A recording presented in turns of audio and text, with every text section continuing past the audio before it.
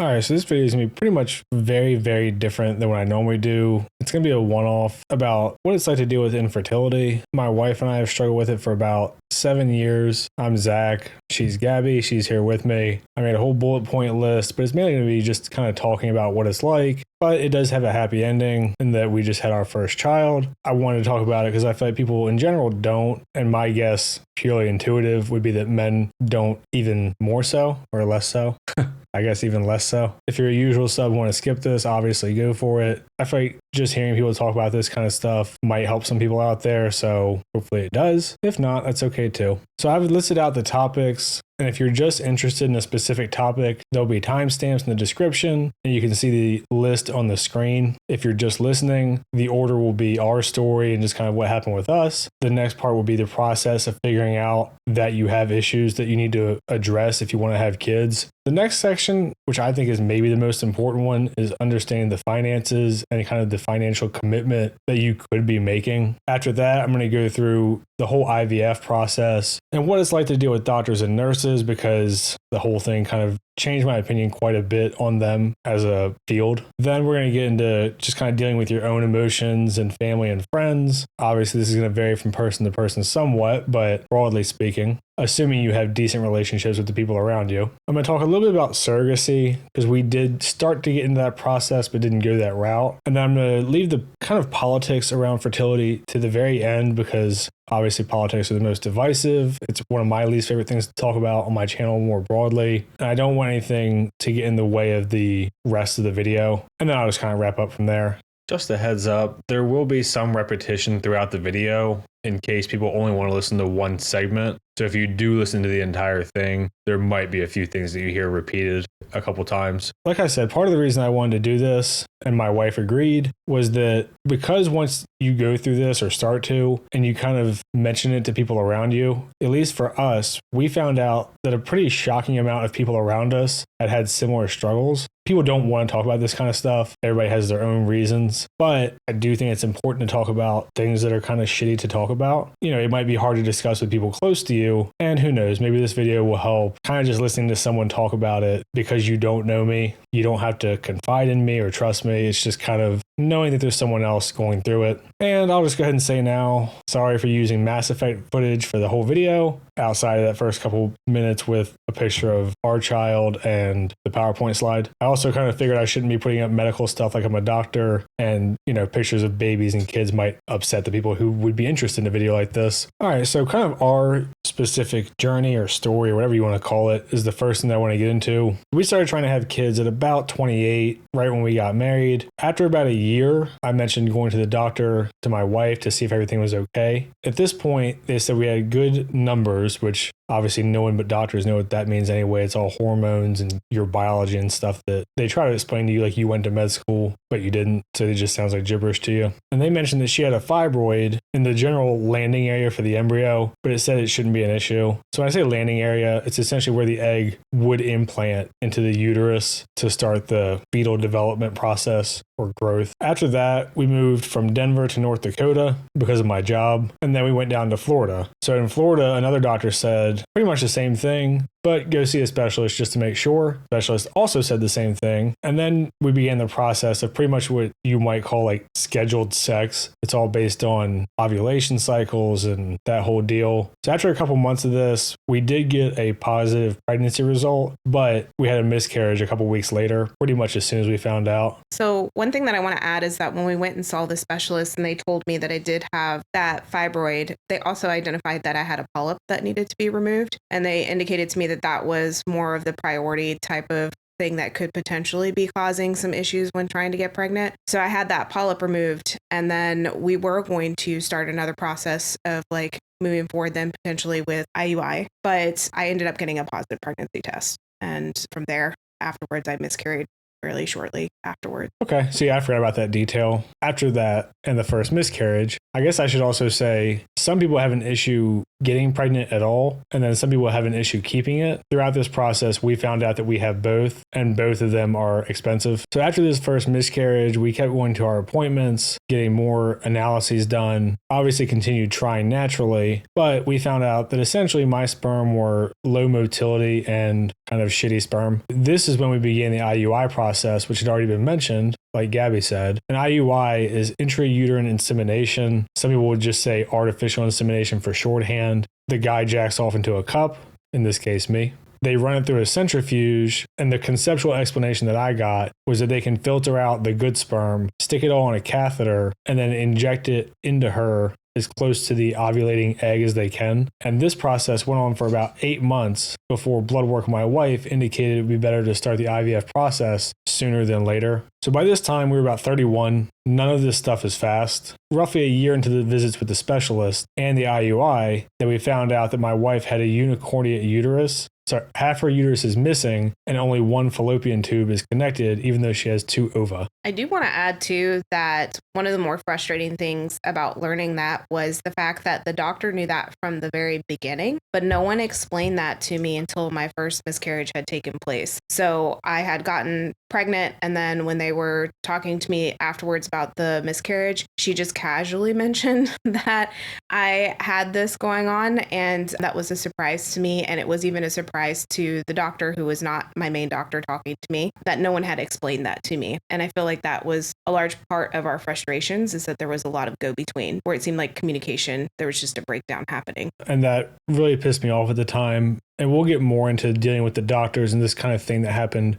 with shocking regularity throughout the entire process for us. So we'll get into the specifics of that later on, but you'll see this kind of thing pop up over and over, where we were simply not communicated to, or the doctor wasn't communicated to. Information going through all these hands, you kind of get into a telephone game almost, even with modern day technology, which is obviously very frustrating. So when we did find out about this unicornuate uterus way down the line, what we learned was that a majority of her eggs were never even making it into her uterus, or not at the normal time of her cycle, which made it pretty much impossible to get pregnant. And we just happened to get really lucky with that first one. Gabi also inquired about whether or not she had endometriosis at this time or around this time in the process, and she was repeatedly just told no. And this also ends up being incorrect later. After all of this, we went to set up a meeting with the main doctor instead of just dealing with the assistants and nurses to discuss whether or not we needed to move on from trying on our own to IVF, because obviously you get into more money, more processes, more medicines. All of it's just very expensive and a long, drawn out process. So the doctor looked at our folder. He said he thought we were fine to try naturally, even though the appointment was made because of Gabi's blood work. So I had to tell him in that meeting that that was why the meeting was set up. And that was at the point that he actually went and looked at the folders, realized that he had gotten our original file instead of the updated one, and then recommended IVF. So the timing happened to work out that he recommended IVF, and we moved to South Carolina because of my job, and we bought a house. We had a couple months in between. Whenever you want to go see a new specialist, even though our doctors knew each other personally, it still takes time, because every time you want to go see a fertility specialist, you have to start with your regular doctor. They recommend you to a gynecologist,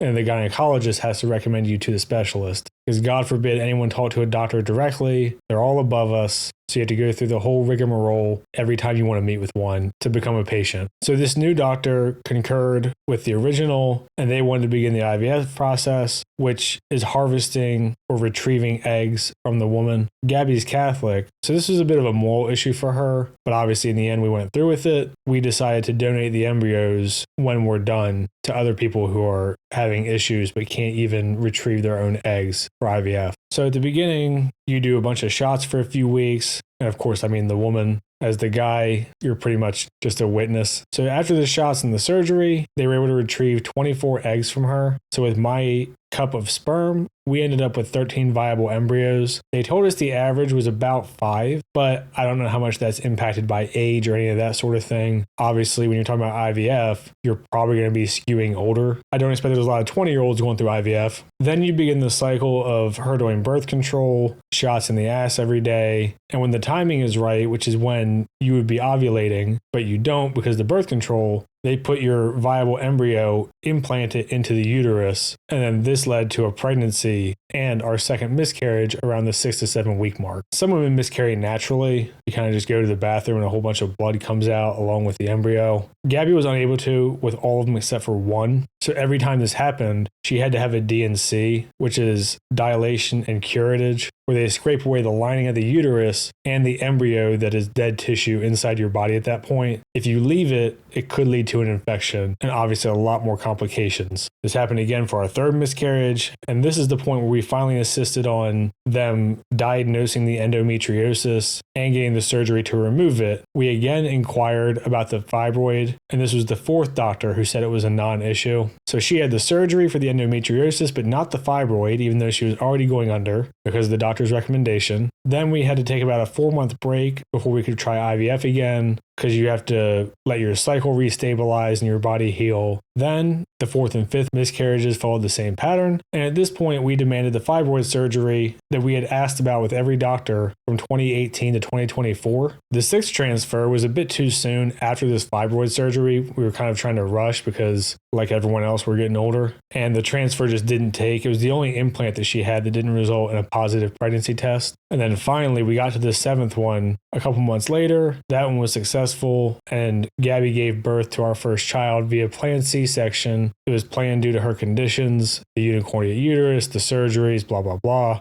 Now you can happily say hello to little Adolf Casual.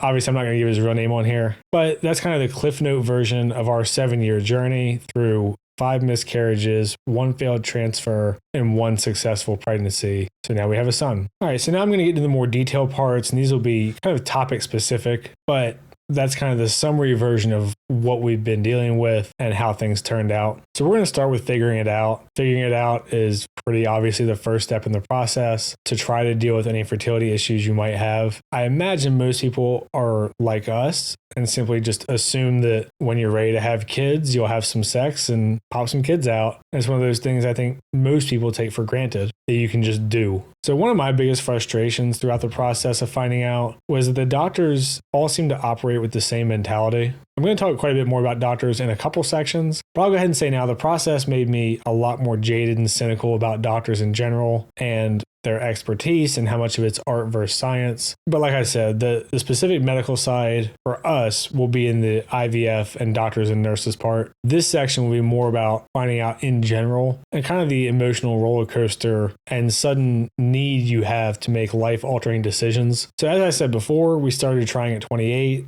We are 35 now and just had our first child. Well, only as of now, hopefully first in the long run. And I'm mentioning our ages to give an idea of how long these problems can take to figure out and resolve, as well as the fact that I know there's a lot of people who wait to have kids until later and later in life. And you'll pretty regularly hear people talk about how normal it is now and you don't have to rush. And even if you're already 35 or 40, there's still time and all kinds of stuff like that. I also want to talk about this part because it's probably the most upsetting part of the process, depending on what kind of issues you're having. And the reason I'm mentioning this also is because one of the most upsetting parts of the entire process for us is that those 7 years that we would have had with our child or hopefully children or grandchildren, those 7 years are gone. They're not coming back. And assuming that nothing tragic happens, we're going to be that much older while they're kids when they graduate high school, possibly college, maybe if they have their own children one day. All that time is just lost. And I'm not going to give a lot of advice in this video as much as just hopefully making you aware of some things along the way if you're going through this as well. But one thing I will say is that as far as age goes, and again, I'm not a doctor, if we hadn't even started trying until our mid-30s, maybe even early 30s, we might not have had kids until our 40s if we were able to at all. Because we started IVF around 30 or 31, and we were very fortunate that Gabi was able to have 24 eggs pooled, and we ended up with 13 viable embryos. The older you get, the more likely it is that these numbers go down. It's a biological reality. It is what it is. Anecdotally, I know people who have been a little bit older, not much, than me, and only able to recover 1 viable embryo, or maybe 2. And if we had been a little bit older older ourselves and been closer to the average and only ended up with, say, 4 or 5 embryos, we would have run out before we actually had a successful pregnancy. So we just wouldn't have been able to have children. One thing that I will say that I always find just really surprising, and just one thing that I cannot understand, is this kind of like movement or like argument that women should kind of like wait and focus on their careers to start looking before they start wanting to try to have children. And while I understand that you want to do things and be successful in your job and stuff like that, ignoring the fact that you do have a biological clock just doesn't make sense to me, because it is something that is real. At 35, there is a significant drop off when it comes to us being able to have children. And you really don't know whether or not that is going to be something you're going to be able to do. Because as Zach said, we never thought we would be in that situation ever. You know, we met in college, we waited a few years, got married, thought we would have no problem having children. And we ended up being very fortunate that we had the success that we did with IVF with the number of viable embryos. But if you wait until you're like 35 to even try to do things because you're focusing on those types of things, I just realistically think that really hurts you. I'm not saying knock out kids at like 18, but I mean, think about it a little bit more. I think it's important to start asking those types of questions and advocating for yourself, and maybe going to the doctors a little bit earlier, and maybe not putting that off so much, just in general. Yeah, I mean, that's a reality of the situation. And like I said, we're not going to tell you how to live your life, but I agree that you should at least start having these things looked at in your early to mid 20s if you think you're going to have kids one day. And if you find out you had these issues earlier, you'll be glad if you start looking for solutions, or if you do need to retrieve your eggs or whatever the case may be, that you're doing those things earlier in life where you're much more likely to have success than if you wait. Again, to use us as an example, we started trying at 28. We didn't do egg retrieval until 31. If we had started at 35, we would have been pushing 40 just for the egg retrieval. That doesn't even get into the actual pregnancy being successful and how old we'd be by the time we actually had children. So I think those are all things to just consider, even if you don't want to have kids right away because you have other things going on, you want financial stability or whatever else. Depending on what you find out, it could impact your relationship goals and partners and marriages long term. I mean, if you marry someone with the intent to have kids and one of you is unable, you're going to have some really tough conversations and make some hard decisions. So that'll be it for the soapbox portion of the video. I don't want to give a lot of advice, but I do wish that these were things we had considered because, I think most people just assume that it won't be them. I think when everyone hears about the Black Plague killing a quarter of Europe, they all think they'd be in the 75%. Nobody thinks they're going to be in the 25% despite millions of people dying. So I'll just continue on from there about kind of the struggle of figuring it out in general. So there's kind of two components here with discovery. One is medical, one is psychological. The medical side is not really up to you. I mean, it can be if you're in denial and kind of drag your feet to find out. A lot of it's going to be how fast can you get in touch with a doctor? How accurate are their determinations? How quickly can you get to a specialist? How quickly can you get from them to a fertility specialist? How complicated are your issues? Are they issues that can even be resolved? And if so, how fast can they be resolved? Can you afford it? Can you afford the necessary procedures or surgeries? And these things all take time. I won't keep reiterating it, but the earlier you start to look for problems, the earlier you can start to have all the information you need to consider your options short and long term. So for me, I think the psychological aspect of finding out is a bit trickier,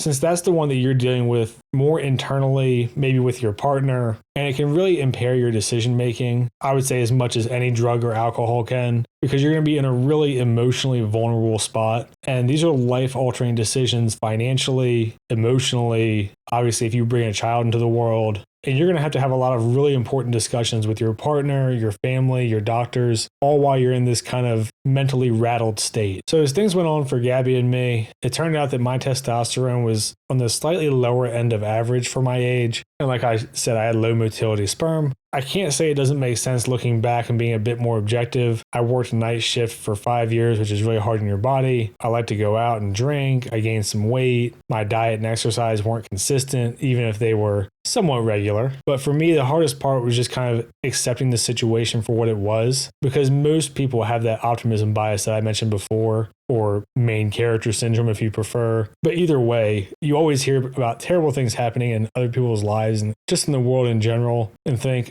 won't be me. But obviously it's happening to someone. And when you find out that it's you, it is a bit jarring. For my wife, like I mentioned before, it turned out she had endometriosis, a polyp, a fibroid, a unicornuate uterus. And these findings were spread out over the years when in reality they shouldn't have been. But either way, based on her initial scans and blood work, the doctors weren't really concerned initially, or frankly, at any point over the last 7 years. They didn't really show any concern until 5 miscarriages later. For me, I would say like my struggles were similar to Zach's. It was really hard to find out all of those things were wrong with me. And I would say one of the bigger regrets that I have is not advocating for myself more when I felt like something was wrong. I think from the time that I was like 13 until I was, until they finally diagnosed me when I was around like 33 with endometriosis, I had been asking that question for so long. So I don't really understand why that one took such a long time to get an answer. And to find out that that did impact a lot of my fertility issues was really frustrating. With things that come with like a miscarriage, when you're seeing other people have successful pregnancies and even successful pregnancies without even trying or wanting, that was really difficult considering how much we wanted it. So every time I went through it, I would really try not to get my hopes up, and I kind of failed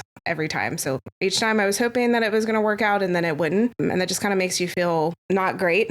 Like you don't understand why that's happening to you. And that was probably one of the bigger struggles. It's just sort of trying, you start blaming yourself that you're the reason why all of this stuff is happening, and kind of go to not the happiest of places just in general. And it's a really tough thing to go through, like many things in life are. As the guy, or the husband, I guess, for me, it was tough to watch because there's really nothing that you can do. And you can tell somebody to not be down on themselves, but there is a degree of people having to work through their own stuff. And all you can do is be supportive. It's a really helpless feeling. And obviously, being reassuring doesn't do too much to someone going through something shitty like that. I would add too that I feel like over time, you almost get a little desensitized to these types of things. I feel like my first miscarriage was the most jarring and upsetting to me. Obviously, each of them were upsetting, but you sort of just start expecting the worst. Even with the successful pregnancy, I worried that something all the way up to the very end was going to happen. But I just always remember that first one sticking out to me as being kind of like the most shocking because I just never thought it would be something that happened to me. So I just remember that one being the most upsetting. So I want to talk about all of that as kind of the process of figuring out, because it is kind of a part of learning what you're going through at the same time as you're going through it. And it's a really important time because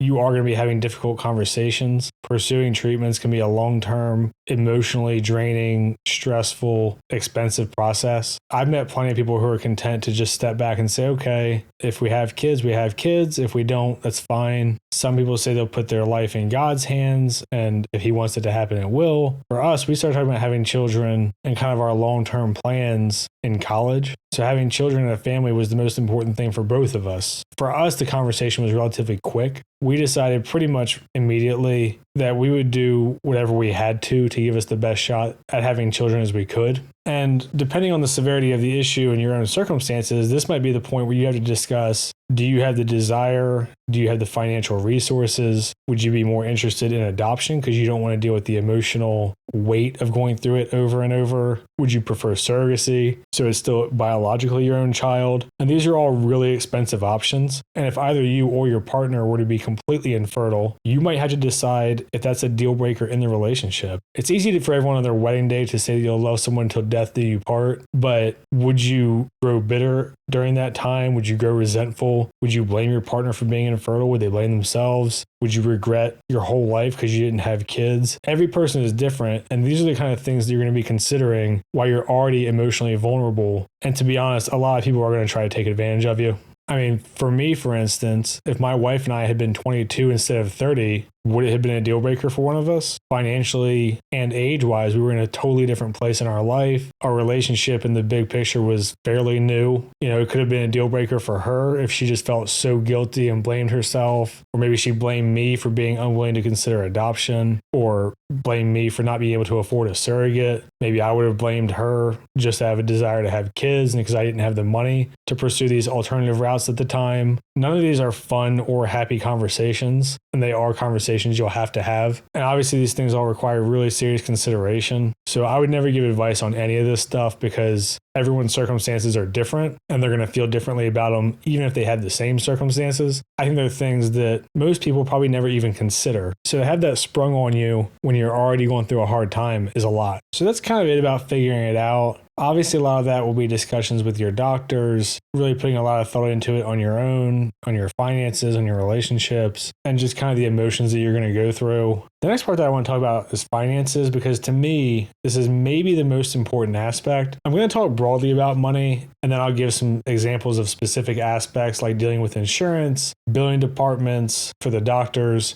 and how much different things cost us specifically. Let me just say right up front, having fertility issues is expensive. If you have a supportive family, like mine did, they'll probably say, oh, any amount of money would be worth it, or you can't put a value on your child's life, or any kind of these platitudes where money shouldn't be the priority. Depending on your finances, in a world that's only getting more expensive, money matters. You can not like it, you can disagree, you can think it's unfair. It is reality. Until we invent the replicator from Star Trek and all of life is just spawned from the ether, money will impact your life, whether it's to make things harder or easier, kind of depends on your circumstances, but it's not going anywhere right now. So the first thing that I want to say getting into this is that there's no guarantee that spending all the money that you do will make things work out. I don't want to go through years of medical bills to get an exact amount, but I would guess that Gabi and myself have spent combined probably over $100,000 during the course of our journey. We were fortunate and we're both really grateful that it eventually did work out. But we were also on our last attempt before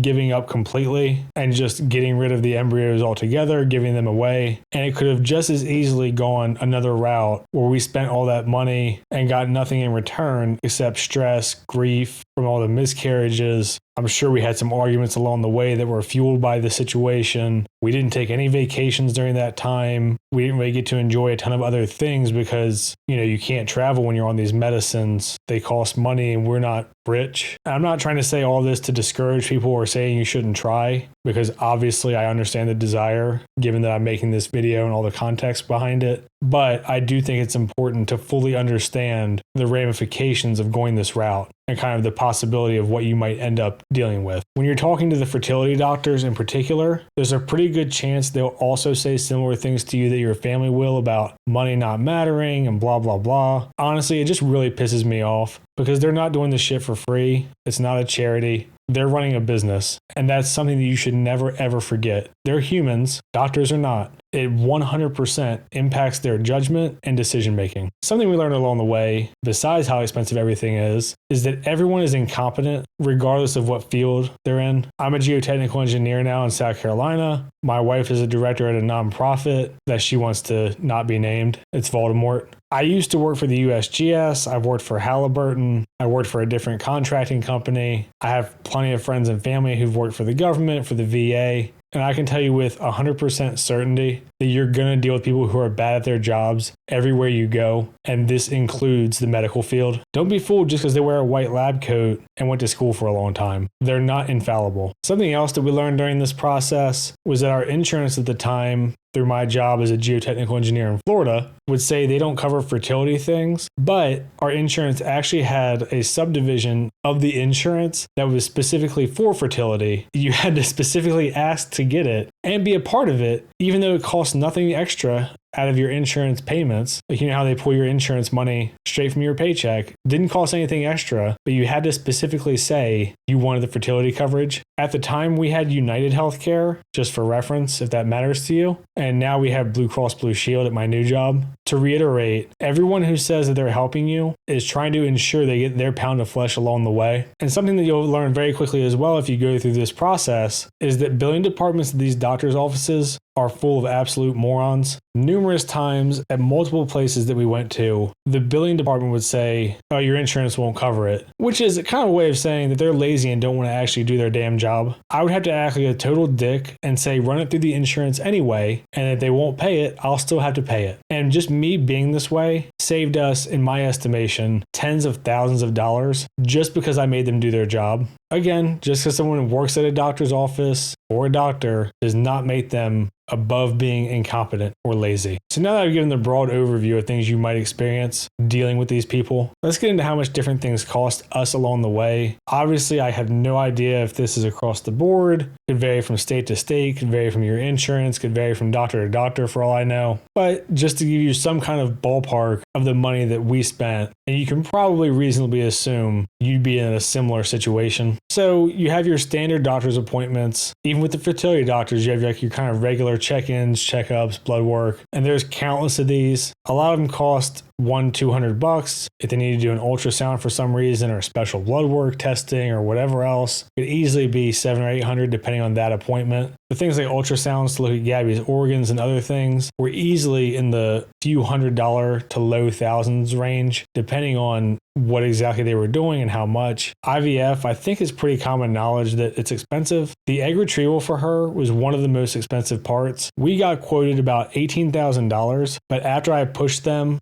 and made them use our insurance, it went down to $7,800. And I was like, well, if they covered half, why wouldn't they cover what they're supposed to? And it eventually got down to $4,500. $4,500 is still a pretty penny for most people, myself included. It's obviously much more affordable than $18,000. Each transfer, which is where they put the viable embryo into her uterus to try to get her pregnant, these cycles ranged from about $2,300 to like $3,400 for us. So obviously we did 6 of them. You can imagine they add up quickly, even though ours were spread out because the miscarriages, but you don't understand what I'm saying. Like I said before, only one of her miscarriages happened naturally, so the rest were done through surgery. These surgeries were in the neighborhood of about $1,000 each, have to have anesthesia and that whole deal. When we did the IUI, or the artificial insemination, it was like $150 to $200 each time. That was monthly for 8 months. When she had her endometriosis surgery, we ended up spending about $1,200 out of pocket. When she had her fibroid removed, that was about $1,300 out of pocket, even though, of course, the hospital tried to bill $80,000, and it was, quotes, negotiated down to like $38,000. During the pregnancy, because she's high risk with all these conditions, she's had a shitload of appointments. And this creates what feels like a constant stream of bills where you feel like, oh, you're finally caught up, and then just $1,000 bill in the mail and you don't even know when it's from, or it's from like 6 months ago for some reason. And to give some idea, the birth was on July 29th. The normal cost for a birth is about $6,000 to $7,000 depending on the person, insurance, and blah blah blah. But we spent about $2,000 because we're close to our $10,000 out-of-pocket maximum for the year. So halfway through 2025, just on her pregnancy appointments, she spent about $8,000. To store your embryos, we pay $600 twice a year. And this is for them to be in like a special cryo facility. I have a section later just to discuss surrogacy. I'll mention at least that if we had used a surrogate for free and we only had to cover the medical bills, lawyers, psychologist appointments required by the government, we were estimating our spending would have been like $25,000-ish still, maybe 30. I don't have a hard lock on that number because we didn't end up going this route. That's about what we were thinking, just doing the rough numbers. And I'm sure there's a lot of other appointments and costs that I'm just forgetting because there's been so many over the course of 7 years. But I think I was thorough enough that hopefully you at least get the picture that you'll be at the doctor a lot and all these appointments cost money. Some of them will be expensive and it adds up. And this just doesn't even get into all the other general life expenses that come up along the way. House issues, plumbing, washing machine, car, whatever. It's not you can just focus all of your money on this one thing. So I'm not going to tell people what they can afford or how to spend their money. I do want people to understand that once you start down this path, people are pretty quick to go into the sunk cost fallacy, and you will be spending money just nonstop. If you're lucky, maybe your process will be really short. It won't be nearly as drawn out as ours was. We were kind of getting hit from both ends of the pregnancy and the miscarriages. If you're unlucky, you could go the route that my wife and I did and end up with nothing to show for it. So I hope that this is at least somewhat informative and gives some kind of context and helps you be aware of what to consider and what you should expect if you're being forced to make this kind of decision. Gabi had to step out of the room for that part, but she already looked at all my notes, so she didn't have anything to add. But now that we've discussed handling, finding out about the issues, whether or not you want to commit emotionally and financially, I want to talk about everything we learned about dealing with doctors and nurses throughout the process. This entire experience was really eye-opening for Gabi and me, and not in a good way. I'm also going to talk about the details of IVF here, since so much of the interactions with the doctors is tied to the process of IVF. I'm not going to sit here and say don't go to doctors. I'm not going to say that they're all full of shit, or that they're useless, or that, modern medicine doesn't save millions of lives every year, or any kind of nonsense like that. But what I will say is that both of us have become much less trusting of doctors and much more willing to question all of our medical decisions in general, because of everything that we went through. And at the end of the day, you are the person who has to deal with the consequences for every medical decision that's made. If your doctor gets it wrong, yeah, it could screw them financially or their license or whatever, but you still have to live or possibly die with those decisions. Prior to this, I would say that I generally question everything. It's just kind of the nature of me, kind of a cynical person. My background as a scientist, both mindsets that lead to questioning a lot. Even still, I trusted that doctors were just experts in their field, and whatever they thought was 99% correct. We got a lot of bad information, sometimes no information, incorrect judgments, as I've discussed, nurses unwilling to even let us talk to our doctor, and just the general arrogance that you'd expect from people in these fields where they're highly educated. All right, so I guess I'll go a little bit crazy here and just start at the beginning. So for Gabi, who had the endometriosis, unicornuate uterus I mentioned, these are conditions that she had since birth, despite her having been to gynecologist before, a bunch of other doctors before, and multiple doctors specifically for fertility. We didn't find out till about 2 years into the process, when she was roughly 30. It feels like doctors don't communicate anything, let alone communicating it clearly to you in a way that you can understand. They talk like everyone's been to med school. Super annoying. So I'll speak a little bit more about what was so annoying and like the lack of communication for me when it came to trying to figure out what was going on. Ever since I started my period, which I actually started like fairly young, 6th grade, which I think could have potentially been a sign just in general. But I have always had extremely painful periods to the point where I would throw up on a monthly basis. I would pretty much be out of commission for about 2 days and be extremely bloated or swollen. It was really, really hard to just function in general. I will say, I don't think my parents had this intention, but growing up in a pretty conservative Catholic household, some of the things when it came to visiting like the gynecologist, at least when I was in high school, were not necessarily encouraged, I guess. So I did go a little bit later as an adult to a gynecologist, but I always had those questions. And I would even mention it to like my doctors, to any gynecologist that I would see.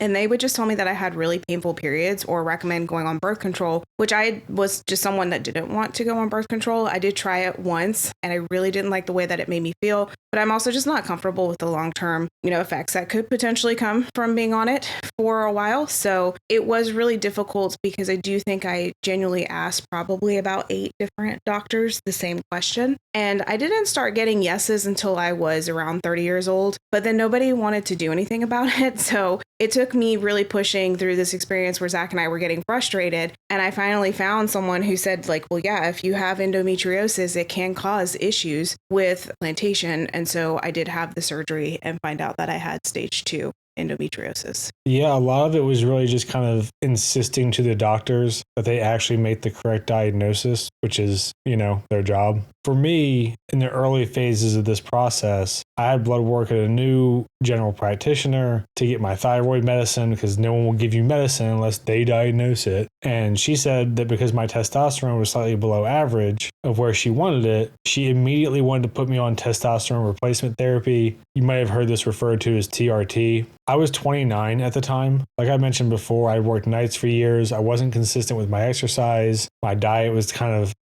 sometimes it was good, sometimes shit. And instead of just suggesting that, I just do things to get healthier, which can correct the issue that she was trying to get corrected, she wanted to go straight to medication that, to my understanding, I would literally never get off of. After she had already said that, written the prescription, and I was like, hey, I'm going to try to have kids still, she got mad at me and said that I should have told her that to begin with. Both Gabi with her stuff and me for my stuff, just straight to the medications. And these doctors get kickbacks from the pharmaceutical companies. I'm not going to get into a whole tangent about that because this isn't the place for it. But I want to mention all this because it's important to remember who you're dealing with, and they don't have motivations that are as simple as, I want to help people, despite what the caricature of a doctor has become. So these are the early stages. Going forward, we talked to multiple doctors, and we got recommended to a specialist, which was about a 2-hour drive away. We lived in Wellington, Florida, which is a pretty crowded area, and these specialists take months to get into. So they don't care if you're in a rush. So then once you're at one, even if it's a half day of work, you have to take off every time to go. You're like, well, shit, I don't want to wait 3, 4, 5 months again to see a new one, even if it's closer. So even if you're in a rush, so are all their other patients. Everyone is there because they're trying to have kids. The fertility specialist that we went to repeated all the initial tests. Every doctor does this as if they think every other doctor is a buffoon, but they also only take recommendations from them. Whole thing feels like a racket. Anyway, we finally met with the main doctor whose practice it was. I only talked to him 2 times in the 2 years that we were there. Once was when we were getting signed up with him because we were trying to figure out what was going on. And the other was about the IVF that I mentioned earlier. And as we were leaving to get a recommendation to our new doctor. Gabi talked to him a couple more times than I did because she had a miscarriage there and the D&Cs that were performed there. And frankly, the doctors are just a lot more eager to talk to the female patient. They really didn't want to talk to me a lot, even when I was trying to initiate contact and ask questions. A lot of this is just to say that if you feel like you're special or you're unique or the doctors really care about you, years of dealing with fertility specialists will disillusion you of all of those notions. Everything boils down to blood work, to numbers. Women will have their reproductive organs inspected like they're trying to smuggle something into a prison. So modesty just goes out the window. The men jack off on command into a cup with a very open acknowledgement by everyone of what you're doing in there. You really feel like a combination of kind of a factory farm chicken and a shitty breeding stud because your sperm sucks. I'm just going to add to that. I 100% agree with what Zach is saying, that they are just sort of trying to get you in and out as quickly as possible and as many times as possible. My experience was frustrating too, because sometimes you want your partner to be a part of the conversation. And there were times where maybe I couldn't reach out or I wasn't quite understanding because there's a lot going on, or I'm very emotional and upset about something that I would have liked Zach to have been able to have more of a conversation. And it's sort of like everything had to go through me, which I didn't love because you are partners in the journey together through this. I will say, like, the Florida one definitely felt more like a factory. It was kind of like, let's get in, let's get out. You never meet with the doctor. You're always meeting with someone else. I do remember at one time they had me on a table. I didn't even have any clothes on and they just had left the door open for people walking by. So that was not 100% the best experience with that specialist. The specialist in South Carolina was much more caring, and I will say their staff was much more caring. I remember each time I would have a miscarriage, different nurses recognized me and they would come up and give me a hug. So that was, I think, very emotionally supportive of that facility. But I do always remember the doctor, while she was very sweet and I like her very much and I would go back to her, in general, you just kind of have to consider that they are trying to do as many tries as possible, because I do remember her making a comment when I was pushing about the endometriosis and the fibroid. And she's like, well, we can just keep trying. We'll just keep trying because you have the embryos. And from someone who is having to have shots on a daily basis, who is miscarrying multiple babies, like the emotional toll, the physical toll of all of that, just keep going and keep trying. It's not an easy thing necessarily to do. So that is something to just keep in mind, that their end goal is to get you pregnant, and they'll just keep going pretty much until you don't have any other alternative options. Now, she did talk to me at one point and say she didn't think we would ever have children, but that was also before I had the fibroid and the endometriosis removed. So that conversation did happen. I think she was a little more honest. And I will say the South Carolina experience, which was much better. I would say you agree with that too. Yeah, I definitely agree the treatment's better. And one of the things that she forgot to mention was we had this crazy commute down to the southern part of Florida, and then we would sometimes wait for an hour and a half or 2 hours. So it was literally eating up like almost an entire day of work. They just kind of don't give a shit because they all view themselves as the most important part of your life. And while I do agree about the treatment being better on the surface, it's kind of like dealing with one person who says, look, I want to sell you this thing, and one who's a good salesman who makes you feel like you're special for them wanting to sell you this thing. It is nice to at least deal with more pleasant people, whether they mean it or not. Before we get too far into the process, these were just the initial steps. And with the blood work and scans, they felt like we could try naturally. I mentioned this before, but you're given like a menstrual cycle and sex schedule You have certain times you need to have sex. And in our case, a frequency to try to maximize my sperm count during that time. So you're also regulated for like masturbation and these sorts of things. And I won't get too much into this. There is something that is just kind of stripped out with the connection and emotion tied to sex. You really do just feel like you're being bred. So continuing on, my wife had a fibroid and what amounts to the implantation or landing area for the fertilized embryo. I won't pretend I understand all the nuance of this. There's a small area where the uterus lining is thickened and the embryo implants before it starts to develop into a fetus and eventually baby. We were told repeatedly that it wasn't a concern because of the size and the specifics of the location, and this will be important later. My wife's half uterus made the trying naturally in the IUI pretty much a waste of time, with one of her fallopian tubes missing, so she has one ova just floating around. So we found out that a lot of her cycles, the egg came from the side where the ova was floating, so there's no fallopian tube to connect it. So getting pregnant was pretty much impossible. And despite this, we tried naturally and IUI, or artificial insemination, for about 8 months, which requires medication, but compared to IVF and the alternatives, it's pretty cheap. A couple $100 each time. Still adds up, still invasive. They put a catheter in her at a specific time to try to get the sperm as close as possible. Doesn't sound pleasant. Can't say I can relate to the feeling. So it wasn't until partway through the IUI attempts that this was communicated to her about the half uterus. So she found out about the half uterus after the miscarriage. We didn't really understand the implications and how difficult it would make it for the IUI to work until after we had already gone through it so many times, because they didn't explain the specifics to us in a way that we could understand. So when we got to our new doctor in South Carolina, her opinion was that you should never do IUI more than 3 times, and we did 8, which was obviously wonderful to find out after unsuccessfully using this method for almost a year. And again, we just weren't fully informed of the situation, and we're trying to make decisions that we think are the best decisions based on what they're telling us. Eventually, her blood work was done again, and because a certain number started to get too low due to our age, I don't know what the numbers mean. I think they wanted it to be like a 1.5 and it was a 1 or something. I don't know. It's all doctor nerd shit. But after this, the nurse said that we needed to meet with the main doctor for it to be his determination if we should switch to IVF. But the way that these doctors work, it's literally just about the numbers. So the decision's really made. She just doesn't have the authority to officially make it. At this point, we talked to our head doctor in Florida again to get the explanation, move forward with the decision. He pulled our chart, said our numbers looked fine to continue naturally. This is where I had to correct him because that was the point of the meeting to begin with. And if I had been more passive here or not paying attention and caught his mistake, we easily could have wasted even more time because essentially the clinic had so many customers that he didn't know what was going on. And he was pretty pissed off and embarrassed that I had to correct him like that.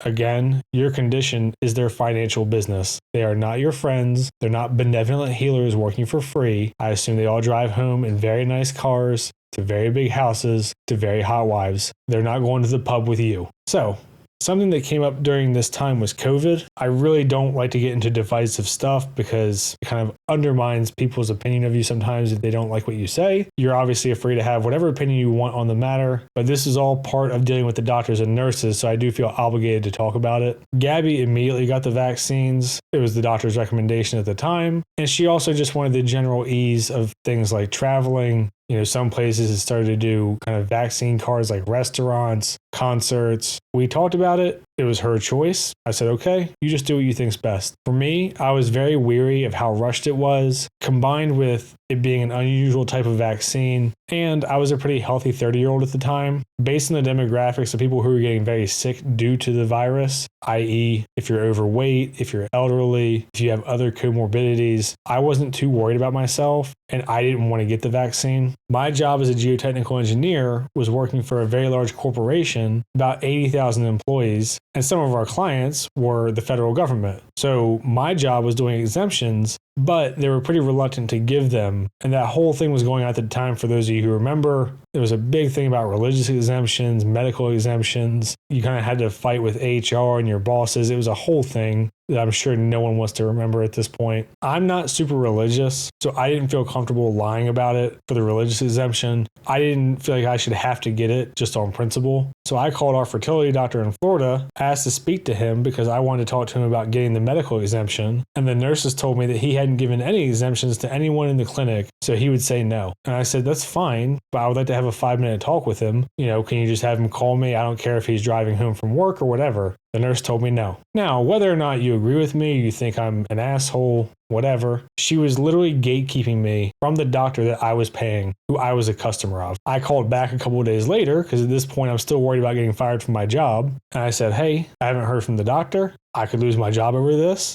I'd like to think that as a patient, he would have at least a couple minutes to talk to me at some point. This time she didn't say no. She said, okay, can you tell me what message you want me to give him? And I'll relay it to him. Unreal to me that these nurses act like this. Typical people at the front desk who think they run the company. Whatever. The doctor, who had no problem taking thousands of dollars from me, couldn't even be bothered with a phone call. But I told her what I was concerned about, that I was worried about how rushed it was. It was a different type of vaccine from the standard ones, which I obviously have all of those. And because of how rushed it was, we don't have any kind of clue what kind of side effects it could have long-term or short-term. And I wanted to do as little as I could to alter my body or lower our chances before we started IVF. 2 days later, I never heard from the doctor. They did email me over an exemption that he had signed, even though I never spoke to him directly. Now, I'm not a mind reader. I don't want to assume negative intent. The questions that I would ask are, did he find my concerns medically valid? Was he worried that if I lost my job, he'd lose a potential IVF customer, which is big money for them? Was he just annoyed, so signed it so I'd go away? I have no idea.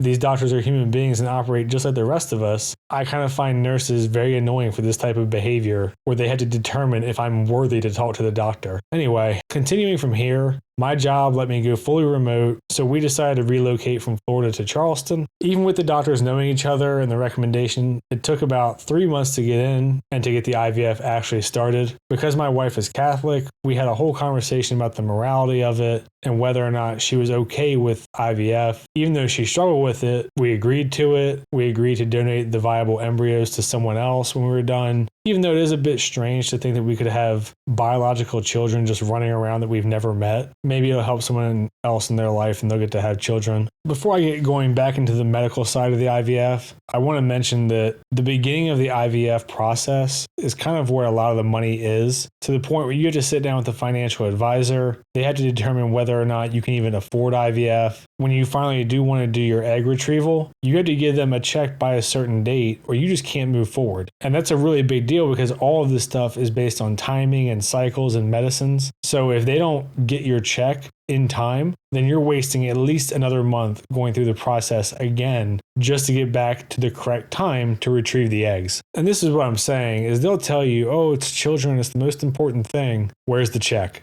From kind of a warped point of view, you're dealing with like a legal mafia. I mentioned this before. They were going to charge us $18,000 and just assumed that no insurance would help. And then there was the storage and each transfer cost as well. When I mentioned cost concerns to the billing department, they just kind of dismissed me out of hand as though the money is not important. I'm still looking forward to the day when these businesses work for free, since every person working there will say the money is not important. So I had to force them to do their job. We got it down to $4,500. And like I said, every business has lazy, incompetent people. I can't remember over all these years, but it got to the point where I would just ask every single time, did you run it through the insurance? And the billing lady would make snide comments about how she knew that we had her email address if we needed to get a hold of her because we emailed her so much to make her do her job. I don't like to be annoying. This probably saved us $25,000 or more just over the years of appointments. So the doctors here in Charleston began the medications for IVF. Gabi produced a shitload of eggs. She was like super bloated and swollen looking. It was kind of crazy. And it required a lot of shots and was just a really miserable experience overall for her physically. Because your ovaries are swelling up so much to produce way more eggs than they normally would, your body's acting in a very kind of funky way. And then about a month later, you go in to retrieve them.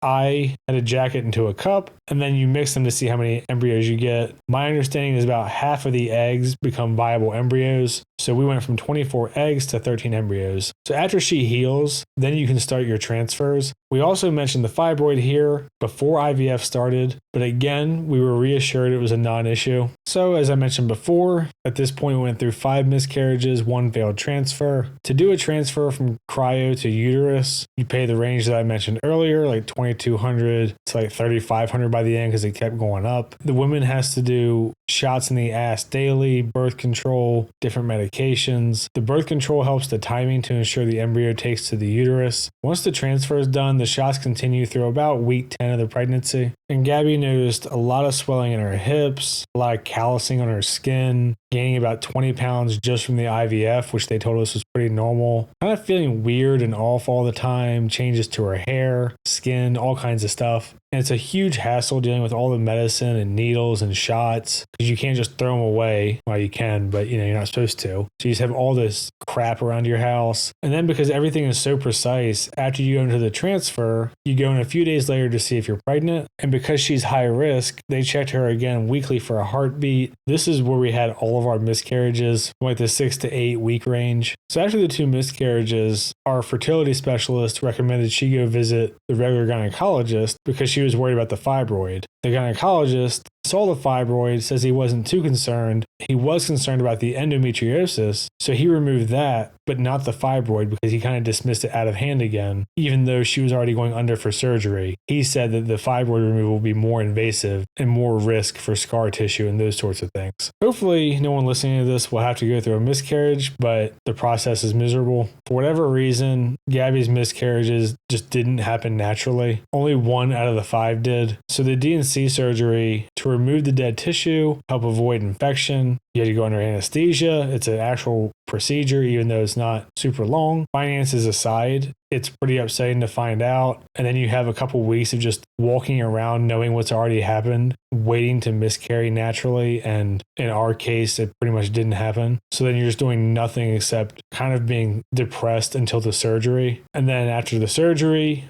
she's under, wakes up, IV for a bit, then passed out for the day. And I should also mention here that for absolutely no reason and completely unnecessarily, the nurses would just casually tell her what the sex of the miscarriage was probably going to be. This level of obliviousness and just general insensitivity is pretty routine for nurses and doctors. I wouldn't say they're all autistic or anything, but they're definitely socially lacking. I had mentioned above earlier the different struggles that you go through when it comes to miscarriages and this entire process, but I will say that I genuinely think the most scarring or the thing that sticks out to me the most was my first miscarriage when they did just casually mention that it was a girl that I had miscarried. I was not expecting that to be a part of the process. And it was something that I found out they did after every D&C. They would tell you the sex of the baby that you had miscarried. For me personally, I would have preferred maybe not to have known that. It made me feel a little more like emotionally attached and a little probably much more unstable afterwards, emotionally just finding out those types of things. I wish that it was something that like maybe they say like, we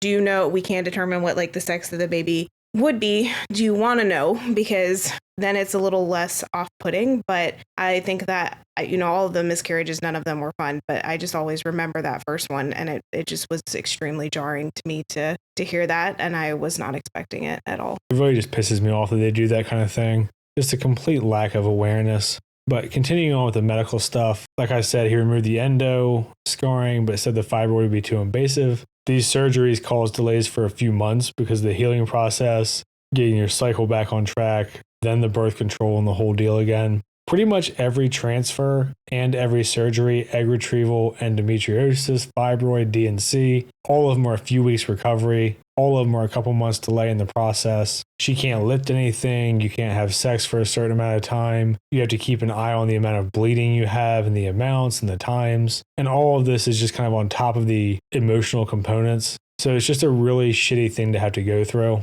And this was also about the point where we started talking about surrogacy. I have a section later for just that in the video because I don't want to divert too far off topic here. After 3 more miscarriages, I had to tell the doctor, remove the fibroid. Like, we're not doing another one until the fibroid's gone. I don't care that you said it's not a concern. Take it out. Obviously, this was with Gabi's approval. It wasn't just an executive decision, but I had to kind of be a dick about it because they were just go, go, go. So we had to insist. The one thing that I would add to this is that the doctor in Charleston initially had said that the fibroid she'd never thought was a concern. But then after so many miscarriages, she mentioned that the only thing that she could really think of that could potentially be leading up to the miscarriages was the fibroid. So that's when we started pushing again more. But that's also when the conversation kept coming up of like, well, you can just keep trying because you have embryos, or you can try in the meantime if you're waiting on surgery. And I remember saying to her, I don't want to just try to have miscarriages. I would like to actually be intentional with like our transfers because it is hard. And I don't want to go into something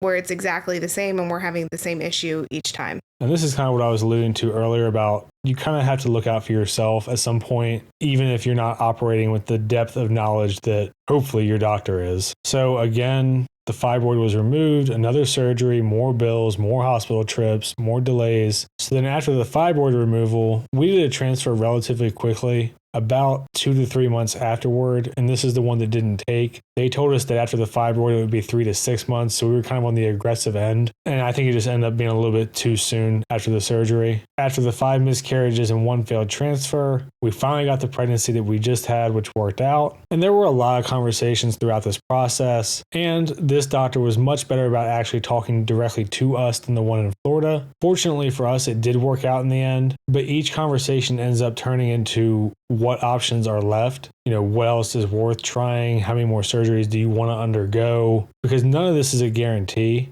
And as this goes on and you try to eliminate possibilities, the answer becomes there's less and less options. And you gradually just kind of become more filled with despair, honestly, because as you eliminate things that could be issues, you're sort of running out of options and hope. And like I mentioned before, it was actually to the point for us where this was our last try and it just happened to work out, which obviously not everyone will be that fortunate. And that was our decision. It wasn't a medical decision. We just got to the point where emotionally and financially it just become too much. But my biggest source of frustration, I mentioned this before, was that the doctors assured us that they were in the right over and over. And when we pushed back, and as soon as the fibroid we were concerned about was removed, we were good to go. It just feels like we went through so much needless emotional distress, financial waste, financial distress, and just time lost in general.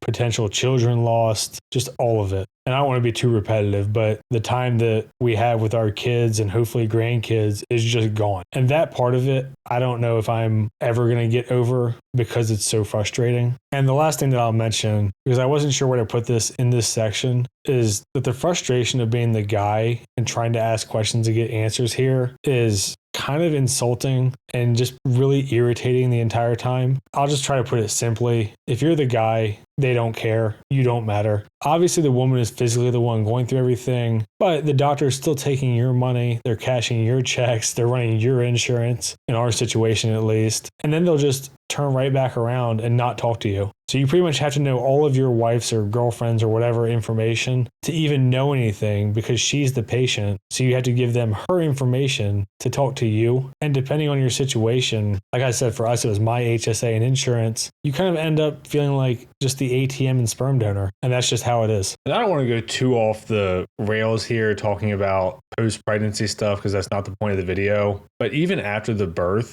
Gabi hemorrhaged during the C-section. So she was having a lot of stuff going on, a lot of drugs. The epidural was constantly hooked up. So every time the nurses came in, I was the one trying to ask questions about how she was doing, what we should be expecting, what we should expect for the baby, because Gabi was just not in a clear state of mind. And I want to be fair because a lot of the nurses and doctors were helpful, but we dealt with almost exclusively all women in the hospital post-birth or post-C-section. Multiple of them just straight up ignored me when I tried to ask questions, even though I was asking questions about her condition, about the baby, kind of just trying to keep track of what's going on and how things are going to progress forward. Obviously, she was exhausted. She's up all night with doctors and breastfeeding and drugs and can't get comfortable. She was essentially numb from the waist down for like 30 hours because of some of the post-hemorrhage stuff they had to do. Like, it wasn't like I was trying to ask about myself or when I could get laid again. This was literally me trying to ask questions about her and the baby, and they just didn't want to talk to me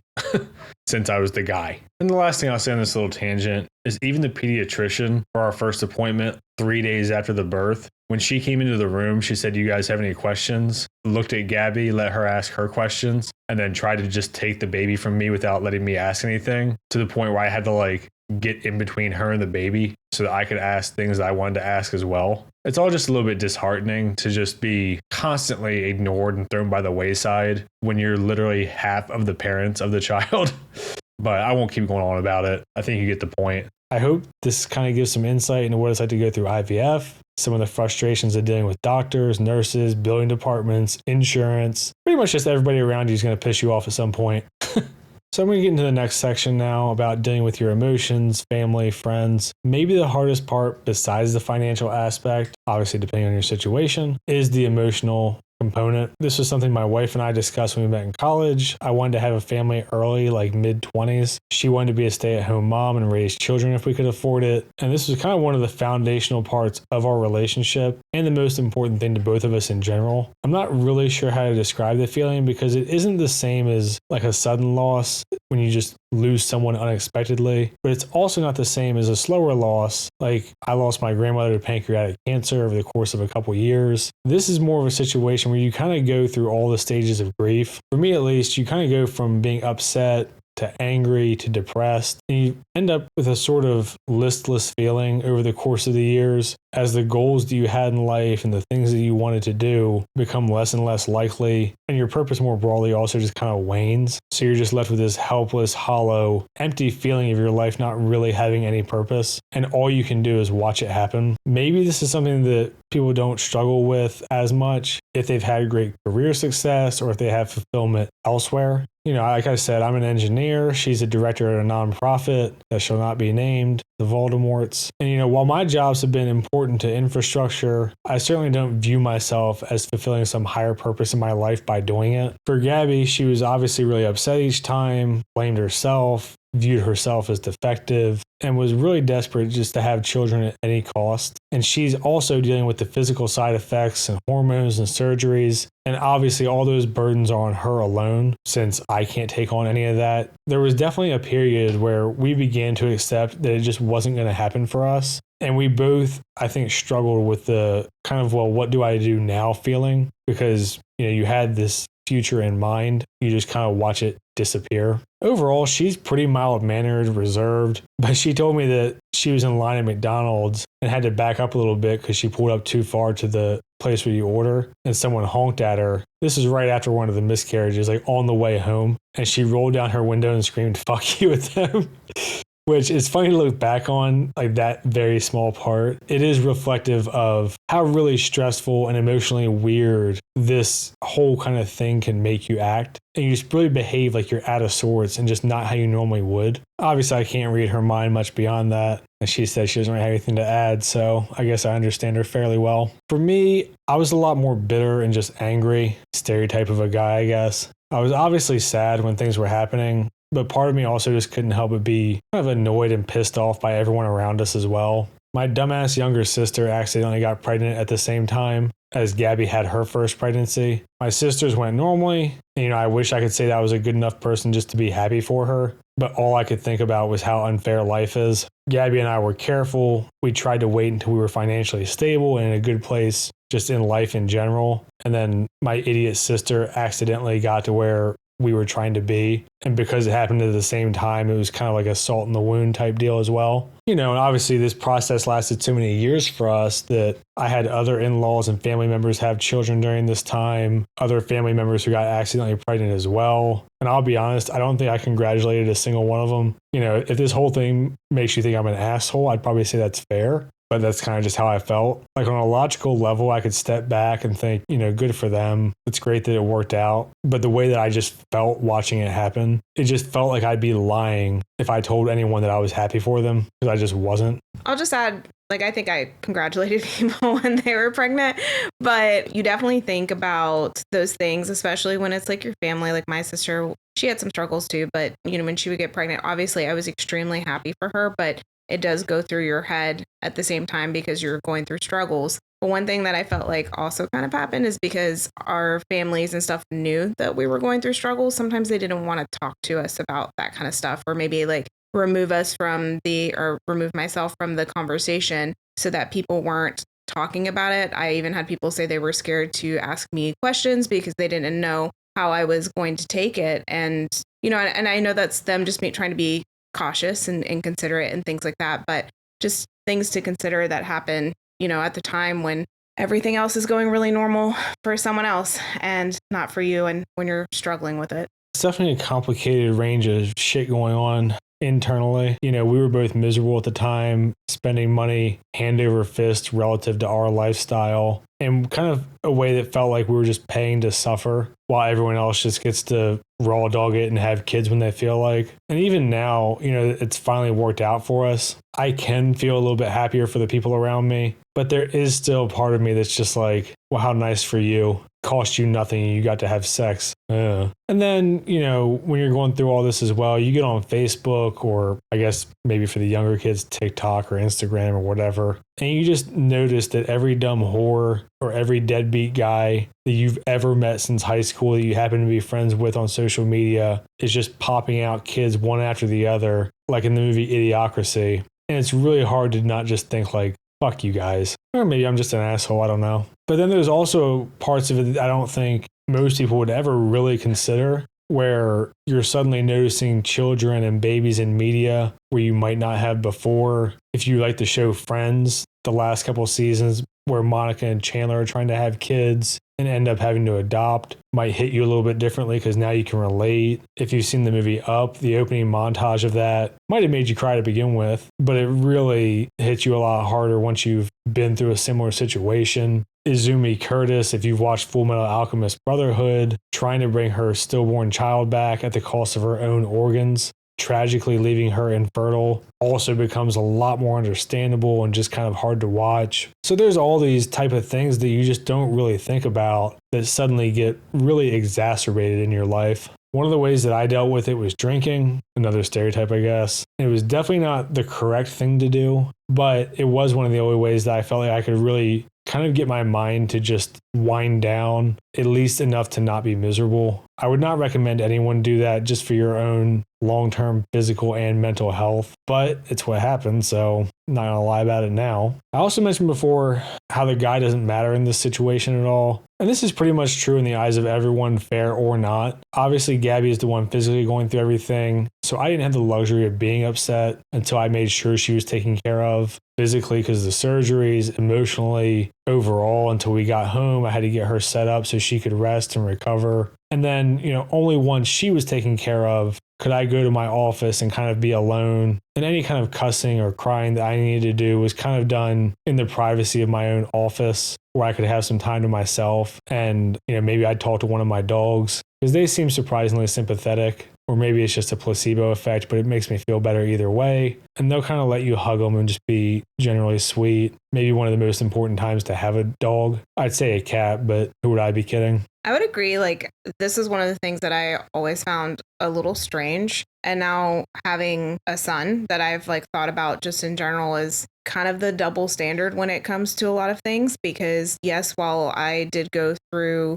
the physical part of this, like Zach was there with me through all of that. So it was really strange to always feel like he was kind of kept separate. And then like when people were kind of checking in, it was really, you know, to check in mostly about myself. And I think about this now with our son and kind of like just overall expectations of like what society will have on him. And again, this is a unique situation that you're going through, but I think it's pretty standard to say that women get a lot more advantages when it comes to, you know, being able to express their emotions on things versus men. You know, though a lot of people will say like, you know, men don't talk, they don't do these types of things, but when they do, then it's kind of off-putting when they do those types of things. So that is one thing that I feel like I've really noticed, and that is kind of disappointing to see too, is just it's not like top of mind when this type of stuff happens. And she kind of led me right into the next thing I was going to say, actually, which is that for a lot of people, right or wrong, that is part of being a man. If you and your wife are struggling, you take care of her first. That's how it is. It doesn't really make you feel any better. It doesn't make the situation easier, certainly at the time. And a part of this as well, aside from trying to provide emotional support, is one of you is going to be forced to maintain enough composure to make good decisions. Gabi actually talked about getting a loan for a surrogate, and this is something in the neighborhood of about $150,000. And I had to be the one to just flat out say no. Like, we cannot make ourselves destitute or bury ourselves in lifelong debt because we're desperate and upset to have children. And we had quite a few conversations like this, including having to say at some point, you know, enough is enough. We can't just keep going through this and it not working out. And like I said, we were on our last try because we were just emotionally done. And this actually kind of leads me into the family and friends part as well. I'm really close to my family. I've got pretty good support system with family and friends, and they also prioritized Gabi over me. And again, just more bitterness kind of seeping in. They'd eventually ask about me, but I was always the last thing asked about or the last person asked about. And sometimes they just straight up call to ask how she's doing or sympathize with her. They try to find support groups for her to be a part of. And as much as I love my family, I think the most frustrating part is you have everyone reaching out to you constantly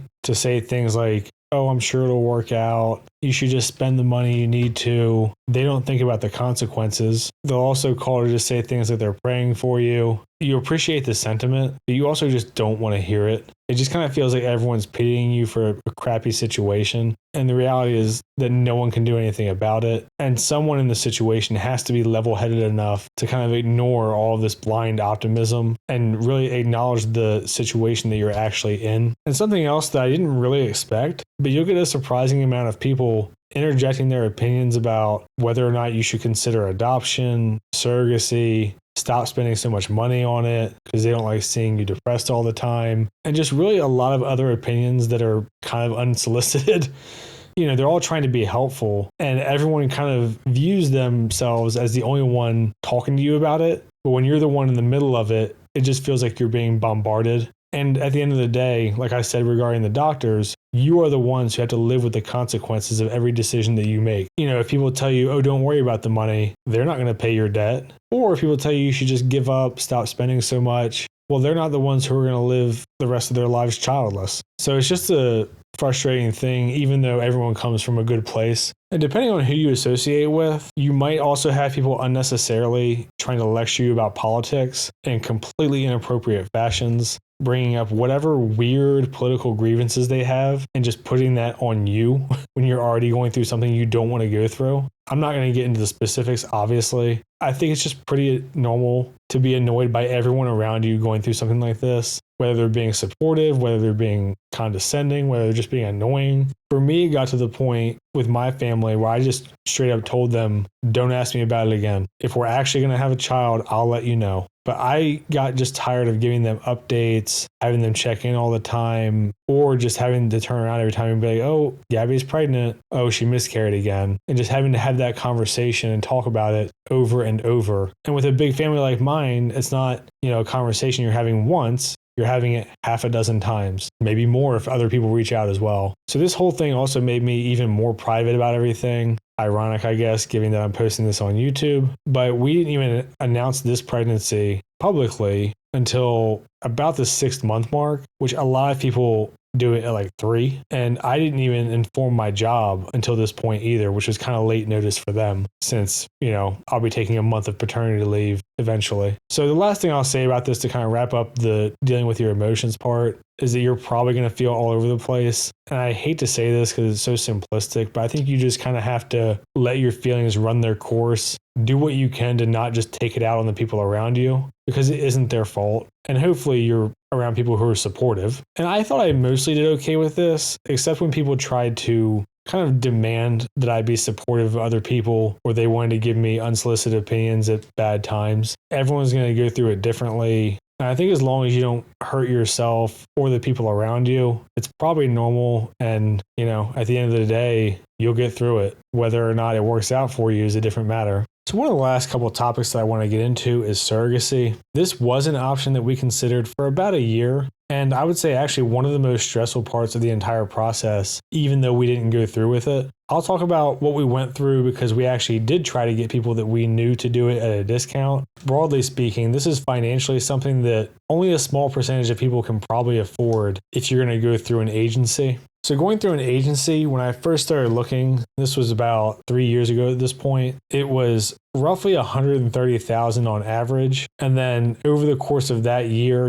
and a half, the average actually went up to about $150,000. So I wouldn't be surprised if it's even more now. I don't know if it's going up because rich people are just using surrogates because they don't feel like dealing with pregnancy, or because gay people are using surrogates more frequently now. or more people are simply infertile overall for whatever reason. I have no clue. But either way, it seems to be going up regardless. And from what I've seen, a lot of the surrogates online treat this as an income source or like a part-time job. So I think the prices are going to continue to escalate for a while. This just serves as another reminder that this is a business. These women are not your friends. The other option, besides going through an agency, and the more feasible one probably for most people, would be to get someone that you know to do it at a discount, or if they're incredibly generous, for free. So the process that we went through was to talk to our doctor about the initial steps. We actually put out a Facebook post to let everyone know about our situation. Like I said, we were pretty private after a certain point, and to see if anyone that we knew, friends or family or friends of friends, would be interested in doing surrogacy for us in an amount that we could agree to. And before I can even get into anything, the special surrogate lawyers and all of their benevolence, who definitely aren't taking advantage of desperate people, were going to cost about $15,000. We were going to have to pay about $10,000 for our lawyer, about $5,000 for the surrogate's lawyer. And there are either state or medical practices also requiring therapy sessions. For us, there was one therapy session for the surrogate and her partner, one session for us, and then one session for all four of us. So Gabi, me, the surrogate, and her boyfriend or husband. We also would have had to pay for life insurance for the surrogate for a year in case something happened during childbirth, and then obviously any medical expenses along the way. It was unclear to me because we didn't get quite this far if anything would be covered by her insurance or if we were just kind of on our own for paying all of the medical bills. We ended up, after our post, with a few friends who volunteered, and I learned after this with the volunteers that a couple restrictions that are pretty basic and I think universal across states are that a lot of doctors won't use women over about 45, pretty much because they don't want to get sued. So thank the lawyers again. I also learned that they already had to have at least one successful pregnancy with no complications. And I don't know about any other restrictions beyond that. Presumably doctors would be hesitant to use people who are super obese, maybe other conditions that I'm not aware of. Out of the people that reached out to us, one had done multiple surrogacies but was unavailable at the time because she was actually pregnant being a surrogate for someone else. And you have about a year gap after the birth. But I never reached back out to her because I figured she was probably going to ask like 40,000-ish, which we just simply couldn't afford. One girl reached out to us who was a friend of a friend, but I kind of just felt like she wanted the money because one of the first things that she asked about was if we were paying. And she was a smoker and kind of a partier, and I just didn't trust her. Another one reached out to us, and this was the furthest that we got, was another friend of a friend. We did a Zoom call with her to get things going. She ghosted us. She claimed that she was willing to do it for about $10,000 plus an extra $2,500 for the time that she would need off after the birth. Even being this cheap, $12,500 between her, the lawyer, medical bills, therapist, I was assuming roughly $40,000 in total. That number might be off because I don't know exactly what the insurance would cover or refuse or that whole deal, but that's about the ballpark we were thinking. So she was supposed to get her medical records and have her doctor send her records to our doctor. And this is where the communication stopped. So we texted her once just to ask if she had sent the paperwork over. We texted one more time to be like, hey, what's going on? And then eventually we just stopped reaching out because we assumed she had ghosted us. And this was all after she said that she wanted to be a surrogate for a long time, that she didn't really care about the money that much. She just wanted to help somebody out. She liked being pregnant. My guess is that she figured out she could make a lot more money elsewhere. So even though she said all that, why not make more money if you can, I guess? I wouldn't have been so annoyed if she had just said that to us. Like, hey, I changed my mind, or I didn't realize how cheap I was doing it for. Obviously, it would have not been convenient for us, but I understand. If we had had the lawyer write up the contract and she had just ghosted us, we would have been out that money with no recourse, and that shit would have just been gone because she couldn't bother to send a text. So it was a pretty inconsiderate thing to do in that regard as well. We also had a friend's wife who was currently pregnant at the time. She said she had an easy pregnancy and that she would actually do it for free completely once she was done with her pregnancy. By this time, I never really expected to hear back from her, and of course we never did. My sister also offered and backed out at one point as well. It's just a situation where it's really easy to offer it, and it sounds like a really nice thing to do. I wouldn't get your hopes up on someone you know doing it until they're actually pregnant. I don't begrudge any woman who doesn't want to be a surrogate. After seeing Gabi's pregnancy, it's easy to see how much you're really asking of someone to go through. to not even have a child of your own at the end of it. I totally get why you wouldn't want to be a surrogate, but I really wish that people wouldn't have gotten Gabby's hopes up over and over to just ditch us and not follow through. Something else to be wary of is there are a lot of people on Facebook and groups online where people seem to be trying to cut out the middleman, which is the agencies, to make direct connections with strangers for surrogacy, because it would clearly be the cheaper option if you can go that route. I never actually followed through on this route simply because I didn't have the amount of money that they were asking, but it also seemed like a massive risk because you're trying to invest a lot of money into someone that you don't know. I have no idea what happens, for instance, if the surrogate just smokes and gets drunk or other behaviors that could result in a miscarriage or deformities. Can they be held liable? Do you get your money back? I don't know, but none of these are things that I wanted to find out. And there's also issues with surrogates sometimes where they want complete control of the pregnancy. All of these things are agreed upon before you sign on the dotted line. I've seen where some surrogates want control, for instance, if the baby has Down syndrome. If the parents wanted to have the child anyway, if they had already agreed to it, the surrogate could overrule them and have an abortion, and they would have a final say depending on the contract. Now, you could never agree to this contract if you're the parent paying them. You know, there might be people who kind of just go with the cheapest option or didn't read the fine print or whatever the case may be.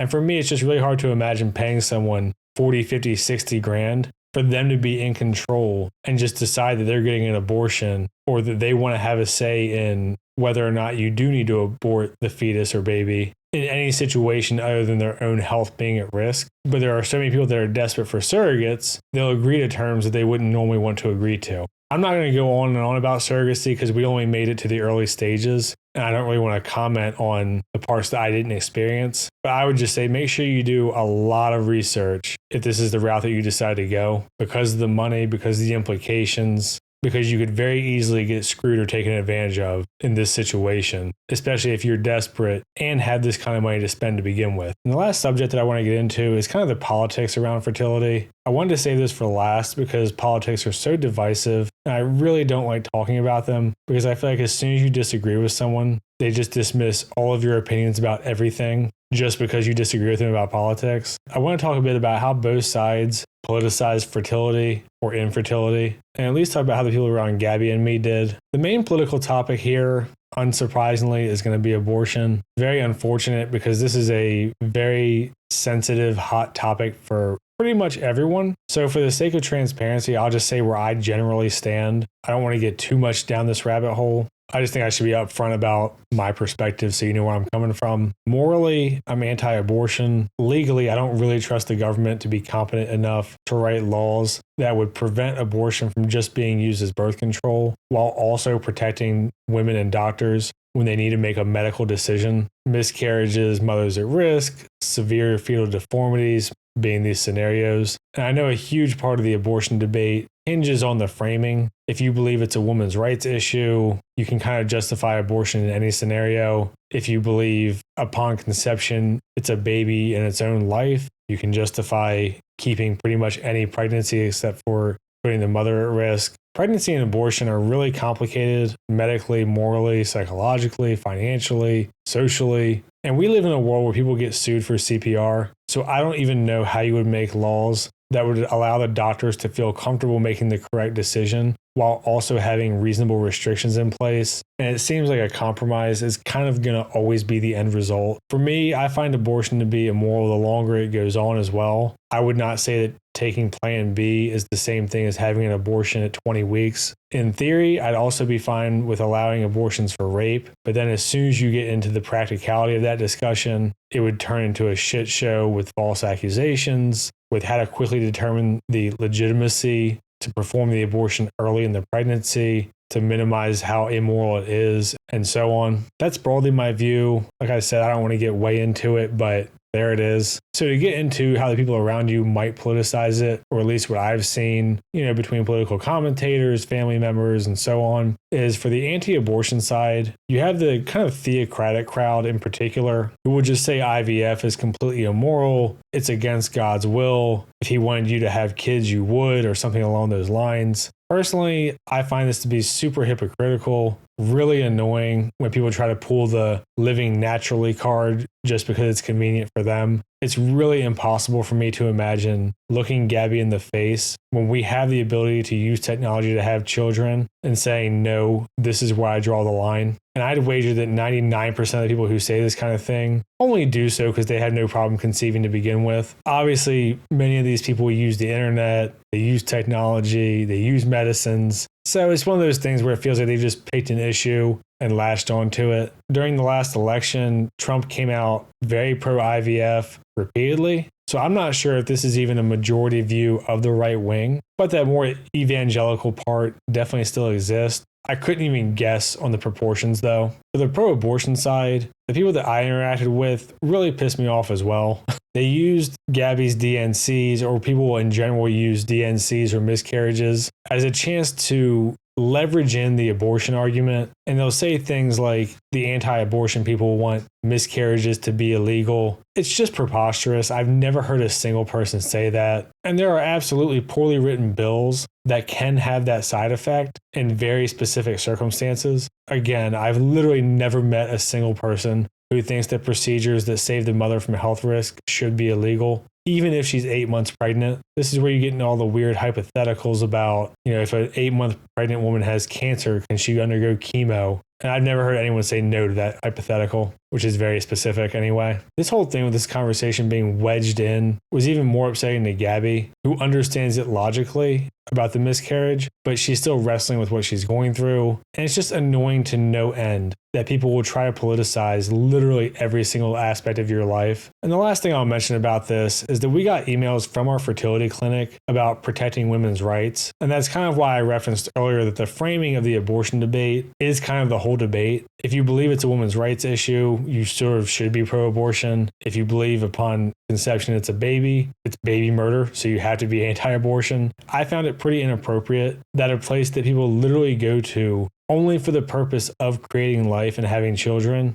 would come out essentially on the pro-abortion side. And to me, it was pretty discomforting and inappropriate. And then from the more emotional aspect, I'll go ahead and admit, just seeing people get pregnant whenever they feel like and choosing to abort it because it's not convenient also pisses me off. So I'm not going to sit here and pretend to be some kind of abject, neutral person. The only other sort of political thing regarding fertility that I can think of is the financial side of this with adoption and surrogacy. And this is less divisive and more just kind of a broad statement. I suspect that there's a lot of bureaucratic nonsense thrown in to all the adoption and surrogacy laws, and that's what's driving up the prices in large part to make both of these options pretty much completely impractical for a majority of the population. It would be nice if this was an area where the government stepped in to regulate the amount of crap that they're allowed to charge to already desperate people, even if they don't want to subsidize it directly. But I'm not going to get into that whole side tangent about how to make adoption, surrogacy, and IVF more affordable. These are all way too complicated, and this video is not the place for that discussion. I'm going to stop here with the politics. If anyone's made it this far, I'm sure I've pissed off everybody, so whatever. So I just kind of want to wrap up with my final thoughts. I think I covered everything that I feel comfortable talking about with Gabi and my experiences.